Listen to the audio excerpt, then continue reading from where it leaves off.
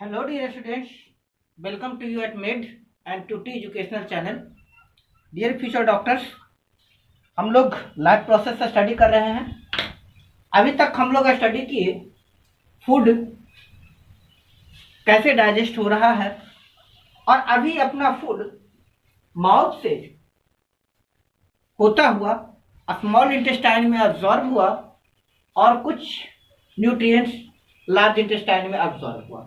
यानी फूड जो था हमने लिया, कॉम्प्लेक्स फूड लिया और उसको कुछ सिंपल सब्सटेंसेस में कन्वर्ट किए केमिकल रिएक्शंस के द्वारा डाइजेशन के दौरान।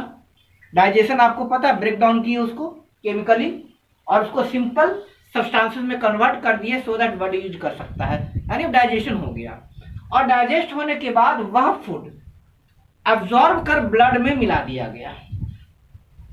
अब इसके बाद क्या होगा, उस फूड का क्या होगा, उस फूड का क्या होगा? तब वह फूड ट्रांसपोर्ट किया जाएगा और ट्रांसपोर्ट करने के बाद उस फूड को यूटिलाइज किया जाएगा। तो हम लोग ट्रांसपोर्टेशन बाद में पढ़ेंगे, उससे पहले हम पढ़ते हैं बॉडी उस फूड को एनर्जी में कन्वर्ट होने के लिए हमारे बॉडी को ऑक्सीजन की आवश्यकता होगी। यानी फूड को अब ऑक्सीडेशन होना है। Oxidation means addition of oxygen, यानी उस फूड से एनर्जी मिलना है। अब फूड से एनर्जी कैसे मिलेगा, ठीक है, ये प्रोसेस हो जाएगा रेस्पिरेशन। तो पहले समझे रेस्पिरेशन क्या है। रेस्पिरेशन क्या है?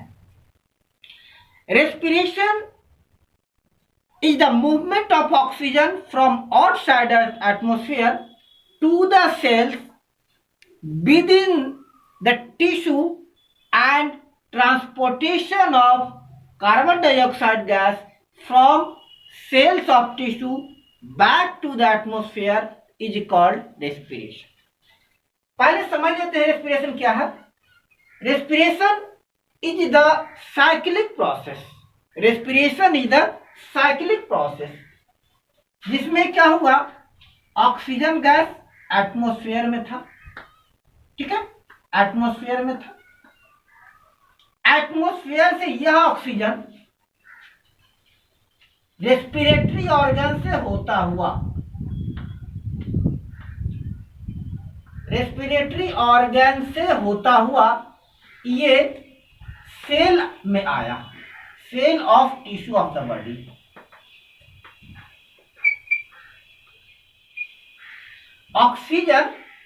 ऑक्सीजन जो एटमॉस्फेयर में था, एटमॉस्फेयर से रेस्पिरेटरी ऑर्गन से होता हुआ बॉडी के टिश्यू के सेल में आया।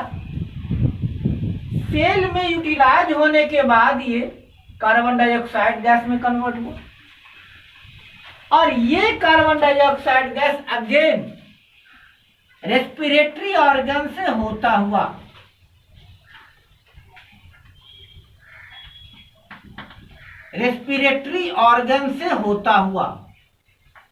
बाहर निकल गया। इट मीन्स ऑक्सीजन का के रूप में इनहेलेशन बॉडी के अंदर लेना और कार्बन डाइऑक्साइड के रूप में एटमॉस्फेयर में छोड़ देने की पूरी प्रोसेस को क्या कहते हैं, रेस्पिरेशन। अब इसकी डेफिनेशन लिखेंगे हम लोग। What is respiration? What is respiration? कहते हैं respiration is a biochemical process. Respiration is a biochemical process, in which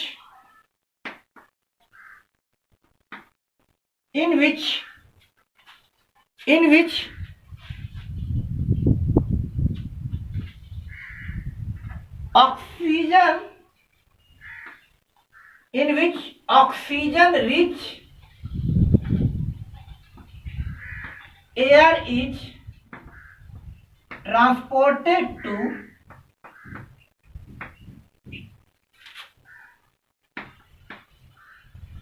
the cells of the body for utilization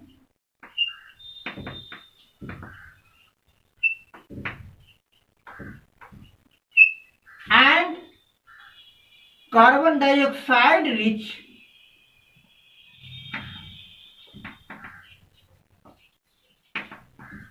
air is removed or transported back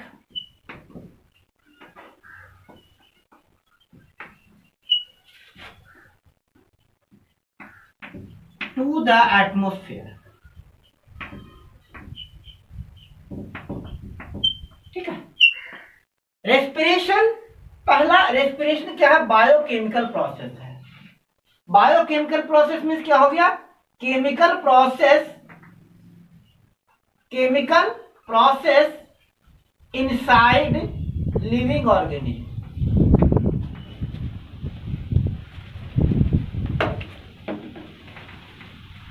किसी भी living organism के body के अंदर जो chemical process होता है उसे हम लोग कहते हैं बायोकेमिकल प्रोसेस। तो रेस्पिरेशन एक बायोकेमिकल प्रोसेस है जिसमें ऑक्सीजन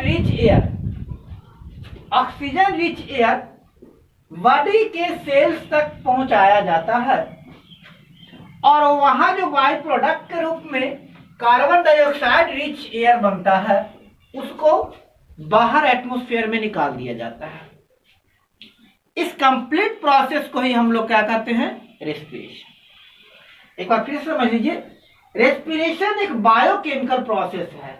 मीन्स रेस्पिरेशन किसी भी लिविंग बॉडी के अंदर होने वाला केमिकल प्रोसेस है जिसमें ऑक्सीजन रिच एयर सेल तक ट्रांसपोर्ट किया जाता है और वहां से कार्बन डाइऑक्साइड रिच एयर को बाहर निकाला जाता है। इस पूरे प्रोसेस को हम लोग कहते हैं रेस्पिरेशन। अगर हम लोग रेस्पिरेशन की बात करते हैं तो रेस्पिरेशन में 3 प्रोसेसेस इन्वॉल्व होता है। रेस्पिरेशन में 3 प्रोसेसेस इन्वॉल्व होता है। पहला इनहेलेशन, दूसरा यूटिलाइजेशन और तीसरा एक्सहेलेशन।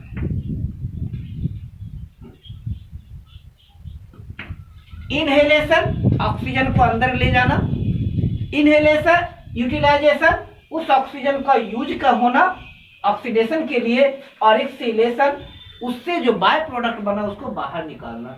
ये तीनों प्रोसेसेस रेस्पिरेशन में इन्वॉल्व होती है। अब इनहेलेशन और एक्सहेलेशन इन दोनों को कंबाइंड रूप में हम लोग कहते हैं ब्रीदिंग। What is breathing? यहां से एक छोटा सा क्वेश्चन आता है। ब्रीदिंग क्या है? द कंबाइंड प्रोसेस ऑफ, हम लोग कहते हैं the combined process of inhalation, utilization and exhalation is called breathing. Inhalation oxygen rich air अंदर जाना, यूटिलाइजेशन उसके कंपोनेंट्स का यूज होना, और एक्सहेलेशन बाय प्रोडक्ट का, गैसियस बाय प्रोडक्ट का बाहर फेंका निकाला जाना। इनको हम लोग कंबाइंड रूप में हम लोग कहते हैं ब्रीदिंग। ब्रीदिंग के बारे में आगे अलग से समझेंगे, लेकिन अभी हमारा फोकस रेस्पिरेशन पर है। अब रेस्पिरेशन की अगर बात करते हैं किसी भी बॉडी के ऑर्गन में, किसी भी बॉडी में रेस्पिरेशन को हम लोग 3 पार्ट में डिवाइड करते हैं। पहला एक्सटर्नल रेस्पिरेशन,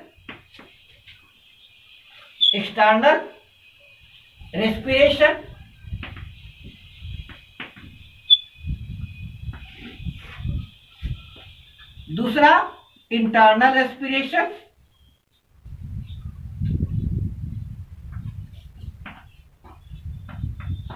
और तीसरा सेल्यूलर और माइटोकॉन्ड्रियल रेस्पिरेशन। सेल्यूलर और माइटोकॉन्ड्रियल रेस्पिरेशन, माइटोकॉन्ड्रियल, ये हम लोग रेस्पिरेशन के 3 टाइप पढ़ेंगे। अब अब इसके अलावे और दो टाइप होता on the basis of whether respiration takes place in the presence of oxygen और in the absence of oxygen, वो अलग है। तो पहले समझते हैं एक्सटर्नल रेस्पिरेशन, इंटरनल रेस्पिरेशन और सेलुलर और माइटोकॉन्ड्रियल रेस्पिरेशन क्या है। External respiration, external respiration is the process of respiration taking place between atmosphere and lungs। Atmosphere से लंग्स तक पूरी रेस्पिरेशन के प्रोसेस को हम लोग तीन भाग में बांटेंगे। उसी तरह से रेस्पिरेटरी ऑर्गन को भी तीन भाग में, एक्सटर्नल ऑर्गन, इंटरनल ऑर्गन और सेलुलर ऑर्गन। एक्सटर्नल ऑर्गन हो गया कहां, एटमोस्फेयर रेस्पिरेशन मीन्स हो गया transfer of air between nose and lungs, external atmosphere to lungs. ठीक है, gas exchange between body and atmosphere, gas exchange mode of respiration, mode of respiration in which gas is exchanged between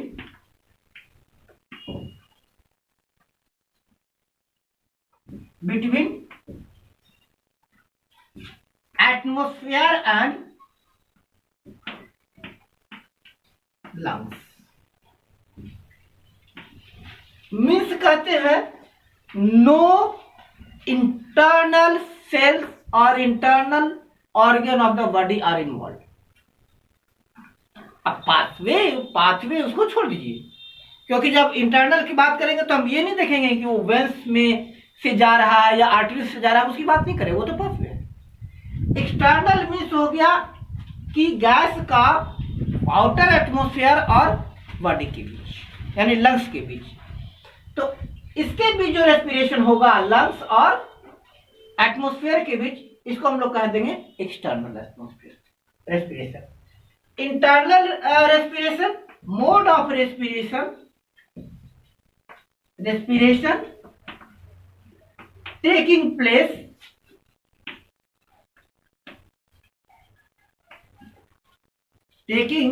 place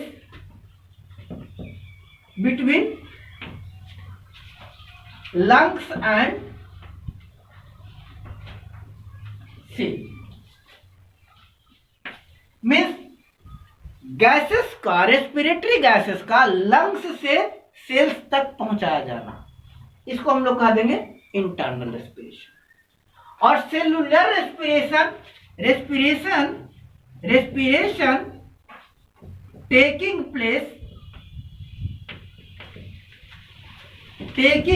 place inside cell और mitochondria.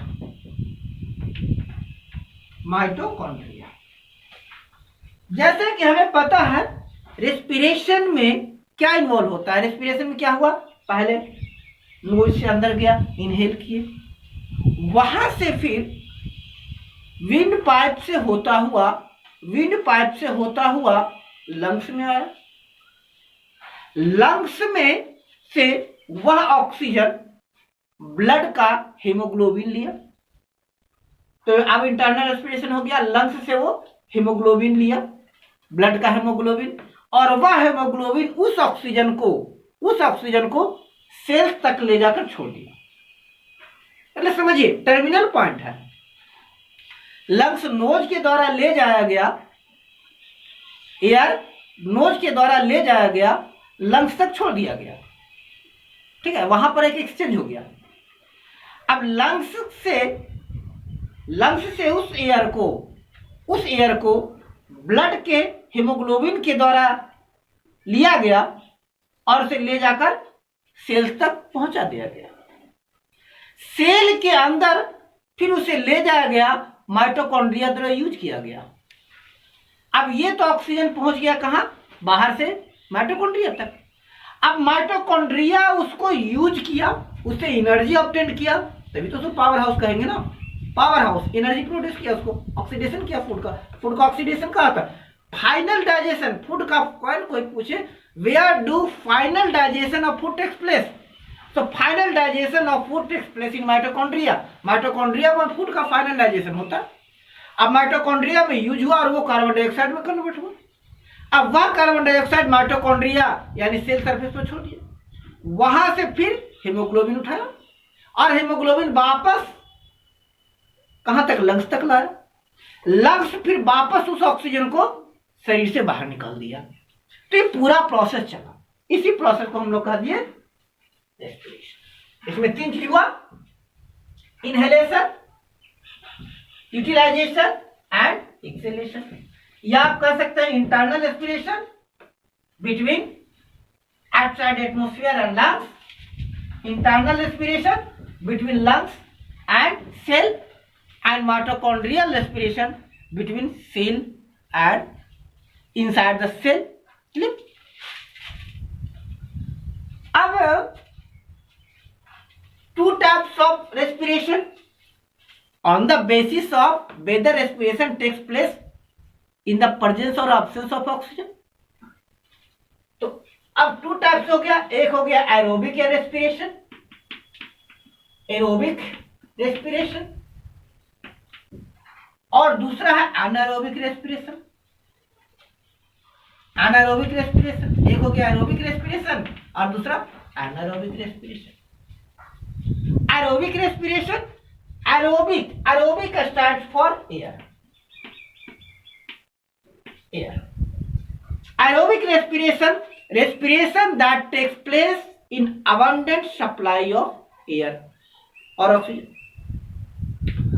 Respiration taking place in the abundant supply or abundant availability of air or oxygen is called aerobic respiration.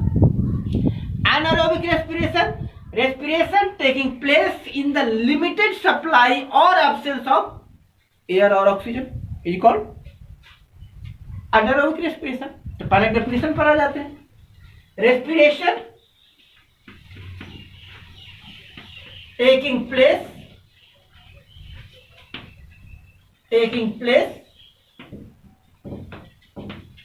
in the abundant supply of air or oxygen is known as aerobic respiration.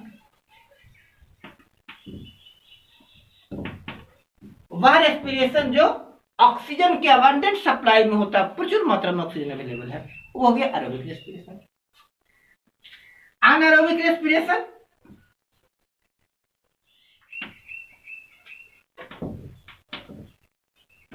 anaerobic respiration, respiration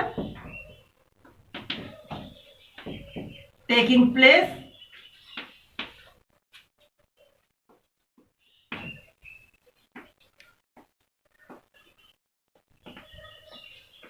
in the absence or limited supply of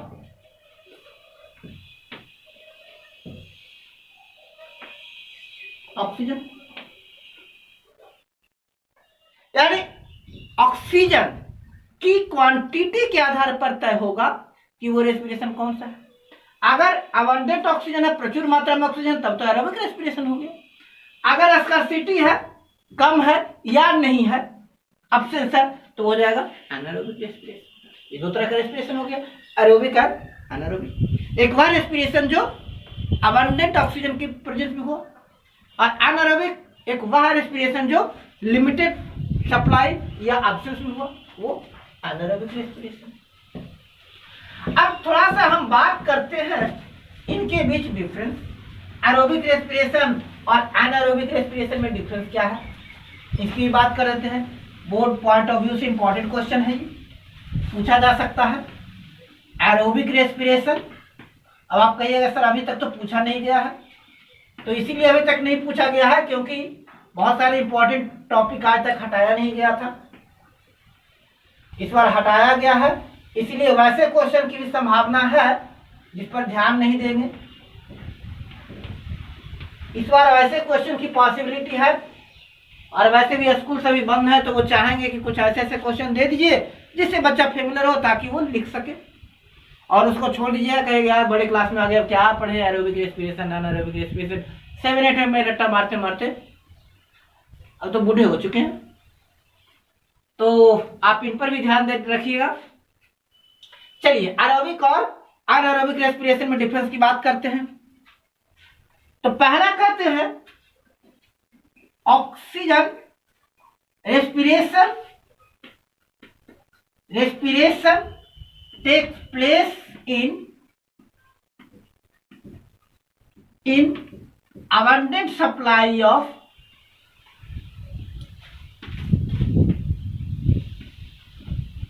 oxygen.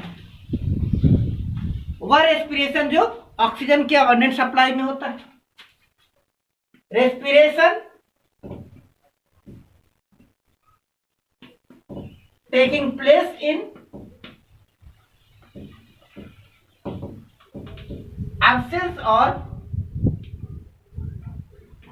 limited supply of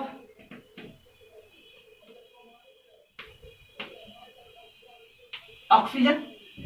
वह respiration जो oxygen के absence में या limited supply में होता है, anaerobic respiration. इसका and product is CO2 gas, main in product CO2 gas. इसका एंड प्रोडक्ट एल्कोहल और लैक्टिक एसिड। एरोबिक रेस्पिरेशन का हमेशा एंड प्रोडक्ट कार्बन डाइऑक्साइड होगा, जबकि अनएरोबिक रेस्पिरेशन का एंड प्रोडक्ट कोई एल्कोहल या लैक्टिक एसिड होगा। Aerobic respiration always takes place in mitochondria।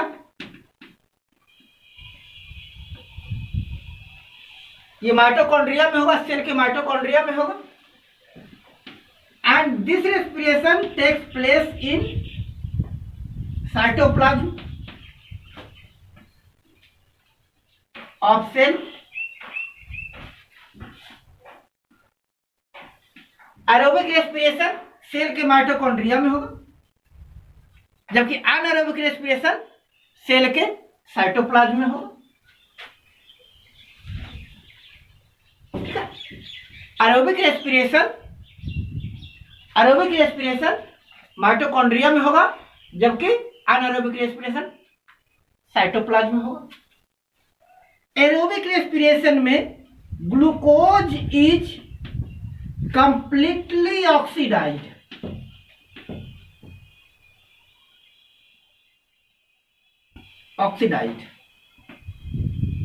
Glucose completely oxidize हो जाएगा, यानी इसमें ट्रेस नहीं बचेगा। और इसमें glucose is partially oxidize. Glucose is partially oxidize. Aerobic respiration में ग्लूकोज का कंप्लीट ऑक्सीडेशन होगा, जबकि अनएरोबिक में ग्लूकोज का पार्शियल ऑक्सीडेशन होगा। ठीक है। इसका आप इक्वेशन देखिए, क्या था आपको, C6H12O6 ग्लूकोज ऑक्सीजन अबंडेंट है, क्या बना दिया 6CO2 + 6H2O। ठीक है, plus 686 kilo calorie of energy. बहुत अधिक अबंडेंट, बहुत अच्छी क्वांटिटी में एनर्जी अवेलेबल होता है। क्लियर। जबकि यहाँ C6H12O6 ऑक्सीजन लिमिटेड है, ये ऑप्शन है, ठीक है, लिमिटेड ये ऑप्शन है। ये बनाया 2CO2 plus 2CO2 plus C2H5 C2 यहाँ 2C2H5OH प्लस 2CO2 और ये दिया 50 किलो कैलोरी एनर्जी। क्या बन गया? अल्कोहल बना, यहां पर अल्कोहल बना दिया और कार्बन डाइऑक्साइड कम, यहाँ कार्बन डाइऑक्साइड का 6 मॉलिक्यूल हुआ, यहाँ कार्बन डाइऑक्साइड का 2 मॉलिक्यूल, कार्बन डाइऑक्साइड कम बनेगा, अल्कोहल बनेगा, प्लस इसमें वाटर बनेगा, वाटर रिलीज होगा, इसका एंड प्रोडक्ट एरोबिक रेस्पिरेशन का एंड प्रोडक्ट कार्बन डाइऑक्साइड और वाटर रहेगा, जबकि इसका एंड प्रोडक्ट अल्कोहल या लैक्टिक एसिड और कार्बन डाइऑक्साइड रहेगा, इसमें वाटर नहीं बनेगा एंड प्रोडक्ट में, ठीक है। Next 36 ATP of energy is produced, 36 ATP of energy is produced,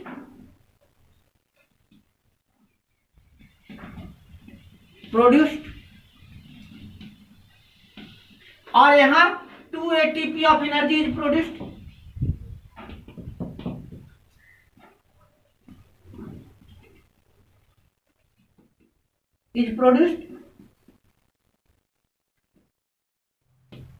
ATP की बात करते हैं, शास्त्र रुक जाइए, एटीपी अभी ध्यान में है कि हमें एटीपी की बात करनी है,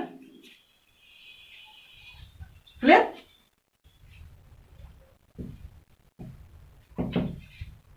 तो ये हुए एरोबिक और अनएरोबिक रेस्पिरेशन में कुछ डिफरेंसेस। एटीपी एनर्जी कॉइन है जिसका फुल फॉर्म है एडिनोसिन ट्राइफॉस्फेट।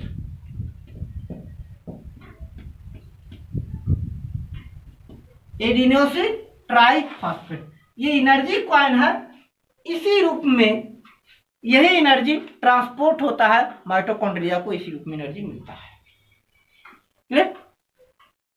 तो ये हम बात किए एरोबिक और अनएरोबिक रेस्पिरेशन में डिफरेंसेस की। अब एक छोटा सा और टॉपिक हम लोग देख लेते हैं। हम बात कहां तक कर रहे हैं? रेस्पिरेशन की बात कहां से स्टार्ट हो रही है? ग्लूकोज से। ग्लूकोज से पहले रेस्पिरेशन की बात नहीं हो रही है। फूड को जो कुछ भी आप खाए वो ग्लूकोज में कन्वर्ट हुआ, तो रेस्पिरेशन में हम मेनली ग्लूकोज की बात करेंगे। तो रेस्पिरेशन स्टार्ट हो रहा है ग्लूकोज से, ठीक है। आपका जो ग्लूकोज है ये साइटोप्लाज्म में पाइरूवेट में कन्वर्ट होगा आगे चलकर। साइटोप्लाज्म ये कन्वर्ट हो गया पाइरूवेट।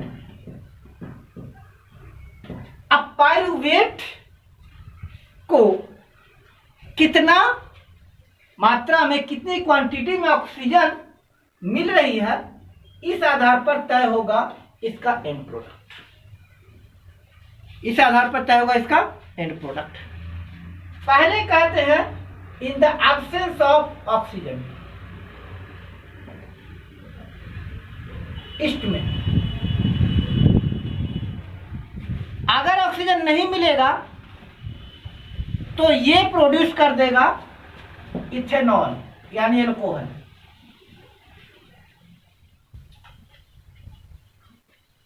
ये अल्कोहल प्रोड्यूस कर देगा plus CO2 plus energy,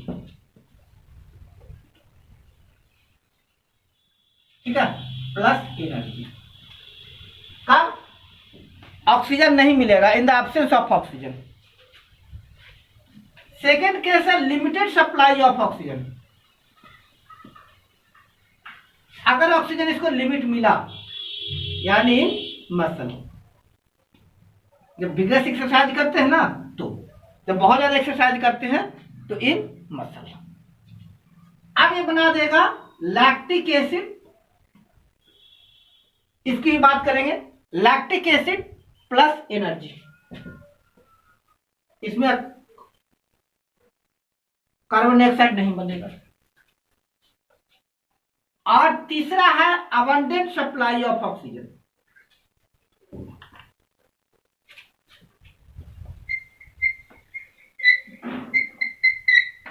abundant supply of oxygen mitochondria में।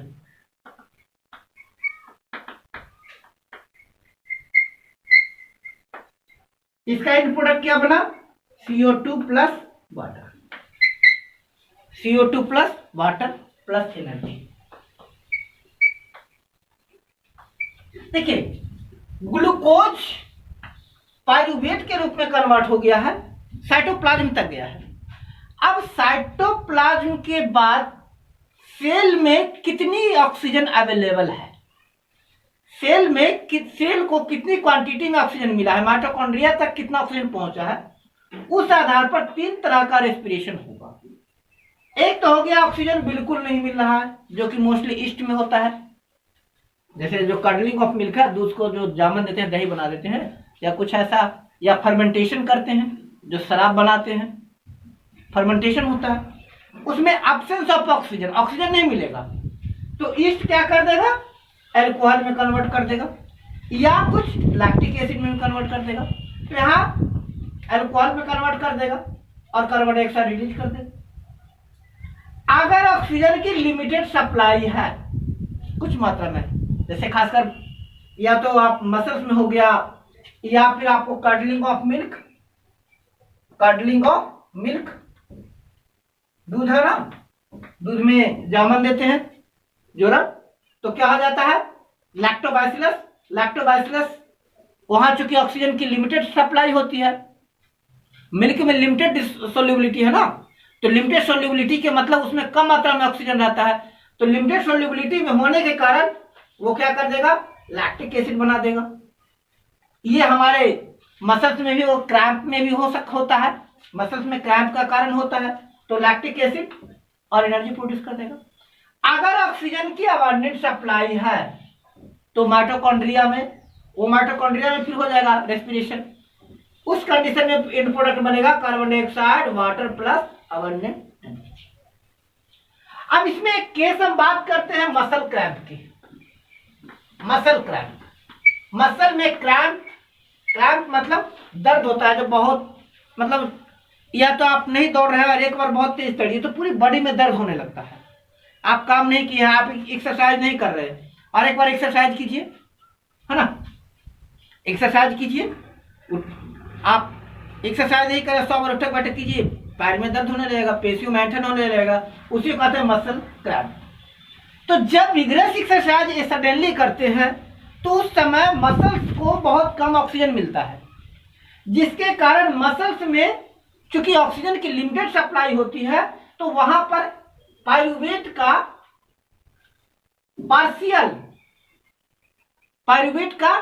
पार्शियल एरोबिक रेस्पिरेशन होता है। पार्शियल एरोबिक रेस्पिरेशन मतलब पूरी तरह से पूरा ऑक्सीजन नहीं मिल रहा है। इस कंडीशन में वो प्रोडक्ट बन जाता है लैक्टिक एसिड प्लस एनर्जी, और लैक्टिक एसिड आपके हमारे मसल्स में जमा हो जाता है, यानी सेल्स में जमा हो जाता है, तो वो लैक्टिक एसिड बाहर आ जाता है मसल्स में, जिसके कारण मसल्स पर उसका हार्ट इफेक्ट होता है और वो क्रैम्प यानी पेनफुल होने लगता है। जब भी मसल्स में क्रैम्प हो उस कंडीशन में कहा जाता है गर्म पानी से उस मसल्स को धो लीजिए, या छोड़ लीजिएगा तो धीरे धीरे क्या हो जाएगा, फिर जैसे जैसे ऑक्सीजन उसको मिलेगा तो धीरे धीरे वो जो लैक्टिक एसिड है वो ऑक्सीडाइज होना शुरू हो जाएगा, और रिवर्स प्रोसेस में वो लैक्टिक एसिड कार्बन डाइऑक्साइड और वाटर में कन्वर्ट होकर के फिर बाहर निकलने लगेगा और आपको रिलैक्स फील होता जाएगा। तो जो क्रैम्प है मसल्स में क्रैम्प का मुख्य कारण क्या है, बॉडी में ग्लूकोज का या करें के मसल्स में एनारोबिक रेस्पिरेशन, जो कि सिर्फ साइटोप्लाज्म हो रहा है, साइटोप्लाज्मिक एनारोबिक रेस्पिरेशन, जिसके कारण लैक्टिक एसिड बनता है और वो लैक्टिक एसिड मसल्स में आकर जमा हो जाता है। इन द नेक्स्ट वीडियो अब हम लोग बात करेंगे रेस्पिरेटरी ऑर्गन्स की, तो हम रेस्पिरेटरी ऑर्गन में हम स्टडी करेंगे कि ऑक्सीजन कैसे हमारे नोज से होता हुआ विंड पाइप से होता हुआ लंग्स तक कैसे आता है। आपका अभी रेस्पिरेशन में लंग्स तक की बात हो रही है, यानी लंग्स तक कैसे आ रहा है, ठीक है। लंग्स के बाद फिर उसको ट्रांसपोर्ट करेंगे, तो फिर ट्रांसपोर्टेशन सिस्टम आ जाएगा, ब्लड की बात करेंगे, ब्लड से आ जाएगा सर्कुलेटरी सिस्टम या ट्रांसपोर्टेशन सिस्टम की बात करेंगे, एक्सक्रीटरी सिस्टम की बात करेंगे। अब सेल में सेल्यूलर रेस्पिरेशन की बात 11th क्लास में करेंगे, और हम चूंकि इसे बात करेंगे तो 11th क्लास के बच्चों के लिए जब ट्रांसपोर्टेशन खत्म हो जाएगा तो ट्रांसपोर्टेशन के बाद हम सेल्यूलर रेस्पिरेशन और एक्सक्रिएशंस की बात आएंगे, क्योंकि तब तक ट्रांसपोर्टेशन खत्म होते होते हमारा इधर जो चल रहा है रिप्रोडक्शन वो भी लगभग समाप्त हो गया होगा। Clear? So keep my video watching and encourage your friends to subscribe my channel so that आपके साथ वो भी बेनिफिशियल हो सके। Thank you.